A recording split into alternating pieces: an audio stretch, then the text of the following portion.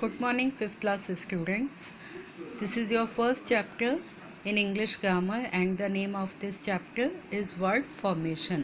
जैसा कि आप पहले अपोजिट वर्ड्स और कंपाउंड वर्ड्स के बारे में पढ़ चुके हैं और मैंने आपको अच्छे से क्लियर भी किया था, तो ये फर्स्ट चैप्टर आपका रह गया था जो आज हम इसके बारे में रीडिंग करेंगे। तो वर्ड फॉर्मेशन करने के लिए हमें आज पढ़ना पड़ेगा एक तो सफिक्स और प्रीफिक्स कि सफिक्स क्या होते हैं और प्रीफिक्स क्या होते हैं।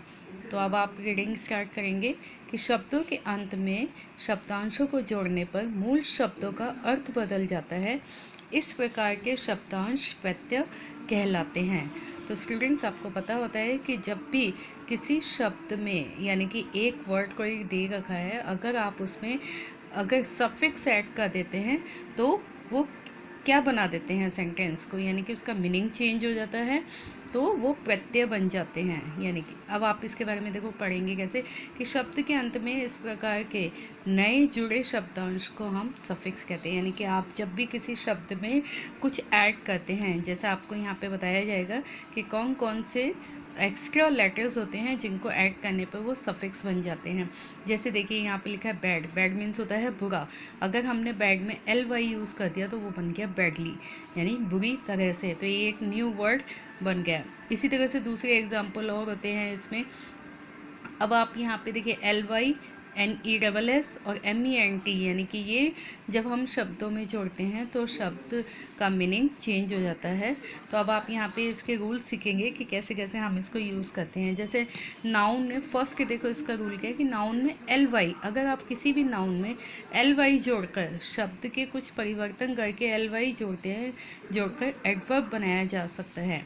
जैसे कि देखिए यहाँ पे नाउन प्लस ly, तो वो एडवर्ब बना। मीन्स जैसे पेशेंट। पेशेंट मीन्स क्या होता है? रोगी, मरीज़। लेकिन अगर हमने उसमें ly यूज़ कर दिया तो वो बन गया पेशेंटली।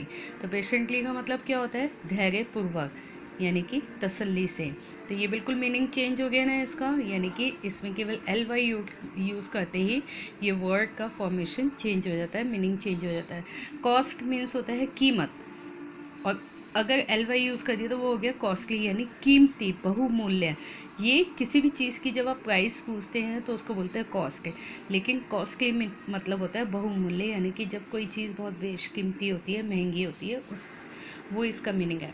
अब आ गया एडवर्ब, यानी एडजेक्टिव के अंत में जब ly जोड़कर आप एडवर्ब बनाते हैं तो वो क्या बन जाते हैं। जैसे आपका फर्स्ट वर्ड है माइल्ड, तो माइल्ड मीन्स है नरम। अगर ly यूज़ कर दिया तो वो माइल्डली यानी नम्रता से। नरम मीन्स सॉफ्ट हो जाता है, और यहाँ माइल्डली का मतलब यानी कि किसी से व्यवहार नम्रता से करना। अब आ जाता है स्ट्रॉन्ग मीन्स मजबूत। ly यूज़ करते ही क्या हो गया ये स्ट्रॉन्गली, यानी कि मजबूती। ठीक है। इसी तरह से आप नेक्स्ट देखो, अब यहाँ पे दे रखा है एडजेक्टिव के अंत में अगर NESS जोड़ने के बाद नाउन बन जाते हैं। कोई भी एडजेक्टिव अगर आप उसमें NESS जोड़ रहे हैं तो वो नाउन बन जाता है। जैसे देखिए यहाँ पे ब्राइट। ब्राइट मीन्स क्या होता है? स्पष्ट, साफ। अब अगर NESS जोड़ेगा तो ब्राइटनेस, यानी कि चमकदार। ठीक है। क्लियर। क्लियर मीन्स क्या होता है? स्पष्ट, वही साफ। अब अगर इसमें NESS क्लियरनेस, यानी कि स्पष्टता। Empty, emptiness. ठीक है। इसी तरह से फ्रेशनेस। और उसी के साथ अगर तीसरा रूल आप देखेंगे तो उसमें आप MENT जोड़ते हैं, तो वो वर्ब के अंत में अगर MENT जोड़ते हैं तो वो नाउन बन जाते हैं। जैसे अपॉइंट, तो मेंट जो है तो अपॉइंटमेंट। अपॉइंट मीन्स होता है नियुक्त करना, किसी को सिलेक्ट करना, और अपॉइंटमेंट क्या होता है? नियुक्ति, यानी कि नियुक्ति हो जाना। नेक्स्ट है आपका एम्प्लॉय। एम्प्लॉय मीन्स क्या होता है? रोजगार देना। और एम्प्लॉयमेंट क्या होता है? रोजगार, यानी कि नौकरी के लिए जब कोई आप एम्प्लॉयमेंट का कोई भी नोटिस देते हैं तो वो रोजगार का नोटिस कहलाता है। नेक्स्ट देखिए फिल इन द ब्लैंक्स। अब आपको ये एक्सरसाइज दे रखी है। यहाँ पे आपको ये एक्सरसाइज में यहाँ पे आपको ब्रैकेट्स में वर्ड्स दे रखे हैं। आपको सही यूज़ करना है कि ly आएगा या NESS या MENT। तो ये सारे फिलअप्स दे रखे हैं जो मैंने आपको फिल करके दे रखे हैं। आपको बस ये ध्यान से रीड करना है, इनके मीनिंग अच्छे से समझने हैं और उसके बाद इनको फिल करना है बुक में। एक्सरसाइज 2 में भी यही है। इसमें भी आपको ly, NES और MENT ये 3 फॉर्मेशन दे रखे हैं जिनको आपको ये ब्रैकेट्स में वर्ड्स दे रखे हैं यहाँ पे, और इनको आपको यही यूज़ करना है, पर अब आपको सही एग्जैक्टली यूज़ करना है कि LY आएगा या NESS या MENT, ठीक है। अब उसके बाद आ जाता है प्रीफिक्स। देखो सफिक्स में हमने क्या किया था कि वर्ड के पीछे यूज़ करा था, इसको वर्ड के बाद यूज़ करा था। लेकिन प्रीफिक्स क्या होता है, किसी भी वर्ड के पहले यूज़ होते हैं ये। तो जब ये पहले यूज़ होते हैं तो ये किसी भी वर्ड का मीनिंग बिल्कुल ही विपरीत कर देते हैं, चेंज कर देते हैं।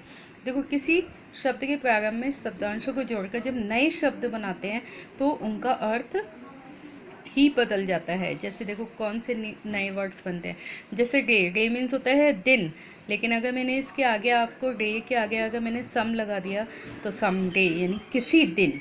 पर्टिकुलर डे अगर है तो केवल डे, लेकिन अगर सम डे बोला तो किसी दिन। कम, तो कम के आगे मैंने ओवरकम जोड़ दिया, या वेलकम। तो कम मीन्स होता है आना, लेकिन अगर ओवरकम लिखा है तो इसका मतलब क्या हुआ, पराजित करना। अगर मैंने वेलकम लिखा या वेल लगा दिया और कम लिखा तो वेलकम का मतलब क्या होता है, स्वागत करना। नेक्स्ट है आपका मदर। तो मदर के आगे मैंने ग्रैंड लगा दिया। मदर मीन्स तो माँ होता है, लेकिन ग्रैंड मदर मीन्स क्या हो गया, दादी। तो ये आपने देखा कि यहाँ पे जो दिए हुए थे वर्ड्स, उनमें जब हमने आगे इनके पहले यूज़ करा प्रीफिक्स को तो ये बिल्कुल ही मीनिंग चेंज हो गए इनके, ठीक है। तो इसी तरह से आपको यह एक्सरसाइज जो इसके नीचे वाली एक्सरसाइज है ये आपको इसी के अकॉर्डिंग करना है। जैसे देखो यहाँ एग्जाम, ये आपको खुद सेल्फ करनी है ये एक्टिविटी। जैसे यहाँ पे आपको फर्स्ट वर्ड दे रखा थिंग, तो आप थिंग के पहले कुछ भी लगा सकते हैं, जैसे एनीथिंग, ठीक है, everything.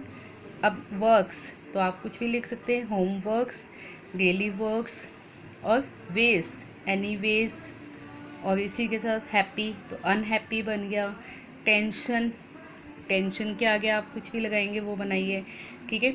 Board, keyboard, net, hardboard.